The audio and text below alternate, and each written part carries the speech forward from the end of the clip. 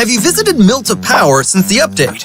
This area might be remote, but there are a ton of supplies to be found here. Looting the area after landing will more or less give you a steady start to the match. Even if you run into enemies, there's no need to panic. You should try to land at the 4 warehouses near the entrance if you can. Supplies are in plain sight here, so land and start grabbing weapons for a greater sense of security. After looting everything in the warehouses, take whatever you can from the nearby buildings too.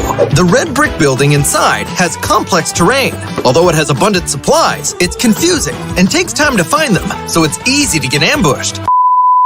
The red brick building only has a few doors, but there are plenty of places for players to hide inside it. We can camp at the entrance and eliminate anyone who wanders over. If you've been waiting for a while, you can just aim for the rooftop. Most players like to find high ground to observe other players, so you can take out whoever you find there. You'll feel amazing and rich after taking out everyone there. Did you get all that?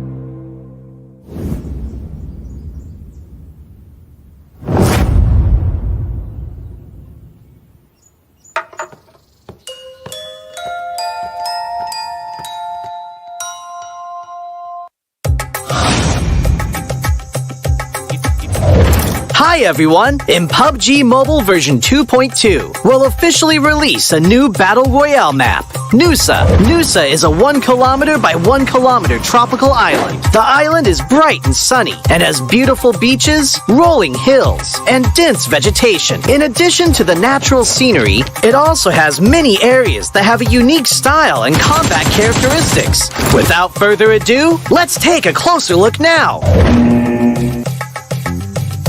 As a whole, being a 1 kilometer by 1 kilometer map, Nusa is the smallest map PUBG Mobile has released to date. It also has the most compact structure among all the Battle Royale maps. We can make some comparisons by looking at the data. Erangel is 8 kilometers by 8 kilometers in size, and 100 players participate in each match. This means there is an average of 1.56 players per square kilometer. In Nusa, an average of 32 players fight in a 1 square kilometer area. Conflicts are intense, and players will start shooting right after landing. In the southern part of the map is a heart-shaped island. 2 paths connect this island with the gorgeous Pink Beach. The Ferris wheel and hot air balloon are both located on Pink Beach, which highlight the romantic atmosphere of the beach. But keep in mind that the terrain of Pink Beach is rather open and has little cover within a certain area. If players want to move around Pink Beach, they can do so with the help of smoke grenades to obscure enemies' vision, or push the beach balls on the beach and use them as moving cover. But if you do so, remember to keep an eye on their durability. In short, Pink Beach is beautiful and romantic, but you must take care if you plan to spend some time there. Bulan Bay is located in the northwest part of the island, and the coast is quite low there. The cliffs on both sides have a large height difference, and players can move between them with a zip line, utilizing the advantages of high ground. Players at the top can observe where enemies are moving in the bay. Meanwhile, players in the bay need to move around covertly. There is also a cavern connected to the sea in the northern part of Bulan Bay. Players can jump there directly. The cavern extends in all directions, and players can explore this area. In addition to the natural scenery, Nusa also has many urban areas, of which the largest is Telepak Town, which is located in the southeastern part of the map.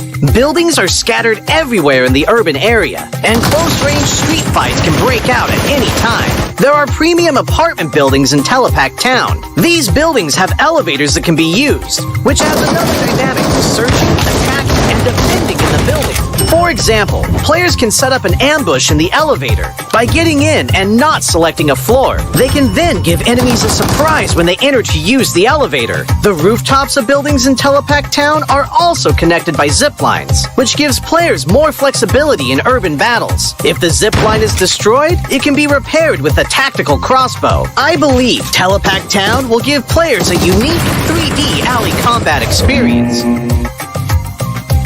If you like fast-paced battles and enjoy thrilling shootouts right after landing, you can land at the Science Center at the heart of the map. The design of the modern orbital satellite roof feels really high-tech. The Science Center has 3 floors. Each floor is spacious and contains lots of supplies, which attracts many players to loot this area. As you can imagine, very intense battles will break out between these floors. At the top of the Science Center is a rooftop with a multi-layer structure. Players can look far into the distance from here for a great visual advantage. However, they'll also be exposed as there's nowhere to hide. If you want to land directly on the rooftop, you must check if there are enemies nearby to ensure your own safety. In short, if you're confident in your close-range shooting skills, you're welcome to land at the Science Center. Like the Science Center, Flame Village is also located at the center of the map. The terrain is quite low there, and the village is surrounded by mountain slopes. There are many huts in the village, and there are many places where you can stand on the beams of the huts. Players can climb or jump onto the beams to ambush other players. But there's one thing you mustn't forget. A tactical crossbow used with firebolts can set the huts on fire. This will expose the players hiding in them. Of course, firebolts will burn and deal damage to enemies when they are hit. In addition to huts, there are also brick buildings that cannot be set on fire in Flame Village. They occupy a large area, contain plenty of supplies, and are high conflict areas. If you're confident in your shooting skills, you can choose to land at Flame Village or Science Center at the heart of the map. It'll also be convenient for moving to areas along the edge. Other than the previously mentioned areas, this island also has winding and rugged mountain paths, a shipyard where the whistle roars, a regal resort with wide and open terrain, Sunset Street, which is planted with many banana trees, Crystal Bay, which has secret rooms, and more. These are all gorgeous locales that can bring players different gaming experiences. After hearing the above introduction, I'm sure players already understand what makes Noosa so uniquely fun. Lots of supplies for fast looting.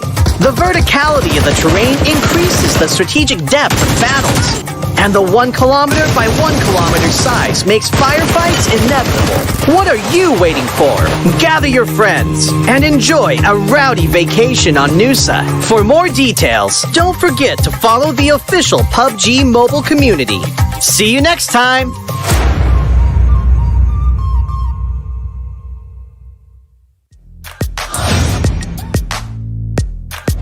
Hi everyone! PUBG Mobile version 2.2 is now officially available. This version update includes a new map, Noosa. Besides its beautiful scenery, Noosa also contains many new interactive mechanics. Use these interactive mechanics well, and you'll be well on your way to ranking up and stacking those wins.